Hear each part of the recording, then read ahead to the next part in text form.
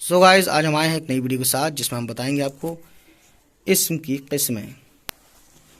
اسم کی قسمیں بناوٹ کے لحاظ سے بعض لفظ یا کلمے ایسے ہوتے ہیں جو دوسرے لفظوں یعنی کلموں سے نکلتے ہیں۔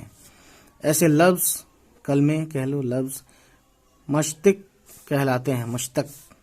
اور جس لفظ کلمے سے لفظ کلمے نکلتے ہیں وہ مصدر ہیں، مصدر، مشتق اور مصدر۔ اور جس لفظ یا کلمے سے کوئی دوسرا لفظ نہیں بنتا اسے جامد کہتے ہیں، جیسے پہاڑ، دریا، اینٹ، پتھر۔ ٹھیک ہے نا؟ اس کو آپ غور سے بہت دیکھ لو، سمجھ لو، اس کو دوبارہ پڑھ لینا آپ یا ریوائنڈ کر دینا ویڈیو کو، کیونکہ یہ گرامر کی چیز ہے، آپ سمجھ سکتے ہیں، دماغ لگتا ہے اس میں، ہے نا؟ قصے کہانی والی بات نہیں ہے۔ چلیے اس کو آگے پڑھتا ہوں اور آپ غور سے سنیے، ٹھیک ہے نا؟ دیکھو، یہ کلمے کسی دوسرے کلمے سے نہیں بنے ہیں اور نہ ان سے دوسرے کلمے بنتے ہیں، اس لیے جامد ہیں۔ لیکن ذرا ان کلموں کو دیکھو، پڑھنا، لکھنا، دیکھنا، سننا۔ ان کلموں سے کلمے بن سکتے ہیں لیکن یہ خود کسی کلمے سے نہیں بنے ہیں، اس لیے ہم ان کلموں کو مصدر کہتے ہیں۔ یہ کلمے کاموں کے نام ہیں، ان سے دوسرے فعل بن سکتے ہیں۔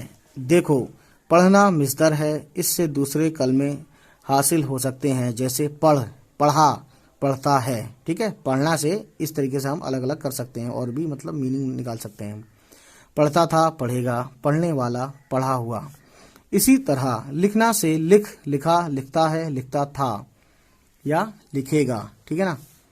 دیکھنے والا، لکھا ہوا، اور دیکھنا سے دیکھ، دیکھا، دیکھتا ہے، دیکھتا تھا، دیکھے گا، دیکھنے والا، دیکھتا ہوا۔ ٹھیک ہے؟ دیکھا ہوا۔ اور سننا سے سن، سنا، سنتا ہے، سنتا تھا، سنے گا، سننے والا، سنا ہوا۔ ٹھیک ہے؟ غرض ایک ایک مصدر سے کتنے کلمے تم نے بنا لیے۔ یہ مصدر سے نکلے ہوئے کلمے مشتق کہلاتے ہیں۔ ٹھیک ہے؟ امید ہے گائس یہ ویڈیو آپ کو سمجھ میں آئی ہو، اور اگر آپ کو سمجھ میں آئی ہو تو پلیز ہمارے چینل کو سبسکرائب کریں اور آگ کی طرح ہماری ساری ویڈیو کو پھیلا دیں۔